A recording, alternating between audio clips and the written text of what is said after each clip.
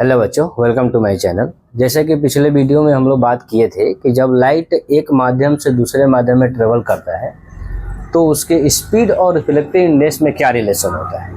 लेकिन इसमें एक और टर्म आता है कि एब्सोल्यूट रिफ्लेक्टिव इंडेक्स क्या होता है। इसके पहले वाले में हम लोग बात किए थे रिलेटिव इंडेक्स रिफ्लेक्टिव इंडेक्स के बारे में।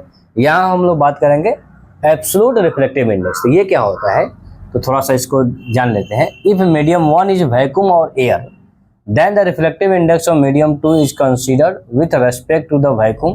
This is called the absolute reflective index.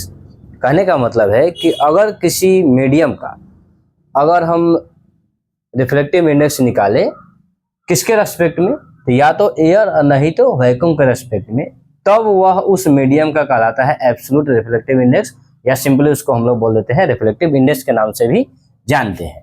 It is simply represented by N2. If c is the speed of light in air and v is the speed of light in the medium, then the reflective index of the medium Nm is given by। कहने का मतलब क्या है कि जब अगर एक medium मेरा फिक्स हो जाए, मीडियम 1 अगर फिक्स हो जाए कि हाँ हमेशा हमको बात करना है एयर के रेस्पेक्ट में या वैक्यूम के रेस्पेक्ट में, तब उसके केस में हम लोग सिंपली इसको Nm से भी नोट कर सकते हैं। Reflective index of the medium Nm is given by the speed of light in air by the speed of light in the medium.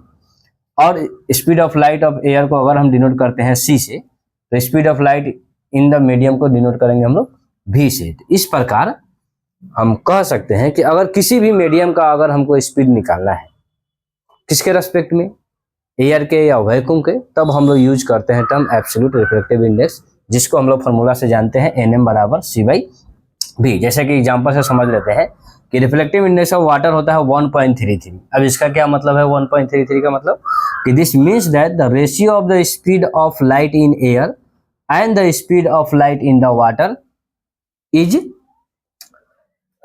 Show the quantity by the NW equal to 1.33। अब इससे एक और question पूछता है कि जब अगर NW यानी कि रिफ्लेक्टिव इंडेक्स ऑफ वाटर का 1.33 है तो वाटर में लाइट का स्पीड क्या होगा।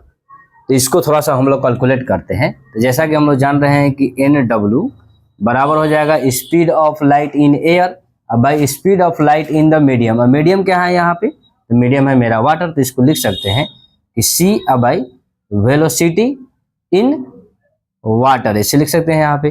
तो NW का वैल्यू हम चूंकि जानते हैं 1.33 होता है, और C स्पीड ऑफ लाइट जो होता है वो होता है 3 × 10⁸ मीटर पर सेकेंड, और ये हमको निकालना है V यानी कि वेलोसिटी इन वाटर।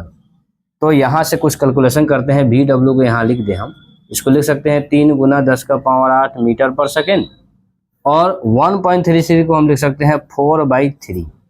तो इसको थोड़ा फर्दर सिंप्लीफाई करने के बाद इसको लिख सकते हैं हम 9/4 × 10⁸ मीटर पर सेकेंड।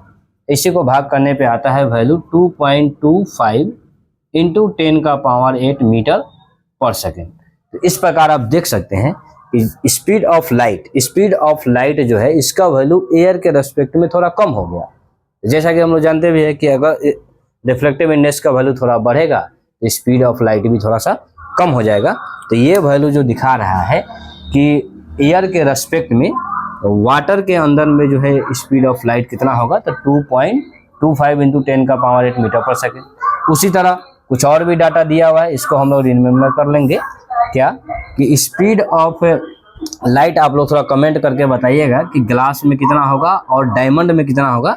यहाँ वैल्यू दिया हुआ है, रिफ्लेक्टिव इंडेक्स ऑफ ग्लास होता है 1.52 और रिफ्लेक्टिव इंडेक्स ऑफ डायमंड होता है 2.42। तो कमेंट सेक्शन में आप लोग बताइएगा कि इस मीडियम में स्पीड ऑफ लाइट कितना होगा।